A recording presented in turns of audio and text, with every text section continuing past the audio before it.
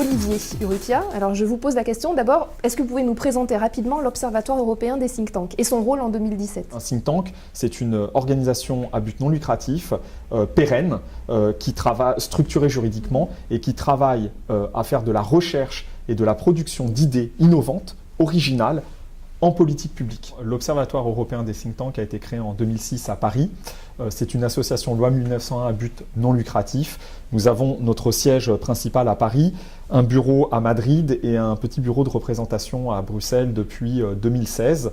Notre travail est d'identifier, de définir et d'identifier les think tanks en France et à l'étranger, et puis de les évaluer tout simplement, c'est-à-dire une fois que nous les avons définis, eh bien d'évaluer grâce au label des think tanks que nous avons commencé à réaliser en 2016 et dont la deuxième édition en 2017 approche. Notre but est donc d'en évaluer la transparence notamment. Est-ce que vous pouvez nous dire en quoi aujourd'hui, au XXIe siècle, les mondes agricoles ont tout intérêt à se rapprocher des think tanks en France? Il est évident, comme je l'ai dit pour la définition de ce qu'est un think tank, que les think tanks s'occupent donc de produire des recommandations et des idées originales en politique publique. Les questions agricoles, les questions environnementales, les questions énergétiques sont des politiques publiques et des politiques publiques, je dirais, hautement stratégiques, surtout aujourd'hui. On pense à la souveraineté alimentaire, on pense également au réchauffement climatique, on pense notamment aux questions de santé et aux questions plus largement environnementales.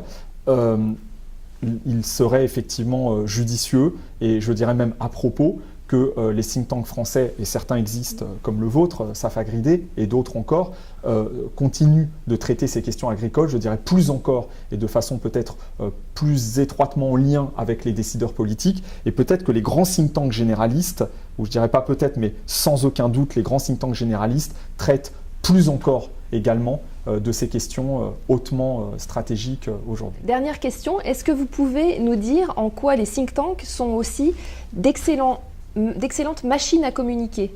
Ils ont fait d'énormes progrès, notamment sur les réseaux sociaux. Est-ce qu'on peut les prendre aussi comme modèle de communicants très efficaces avec toutes les questions de rapidité, de réactivité qu'il y a aujourd'hui au XXIe siècle? Il ne fait aucun doute que la communication est au cœur même de l'activité des think tanks.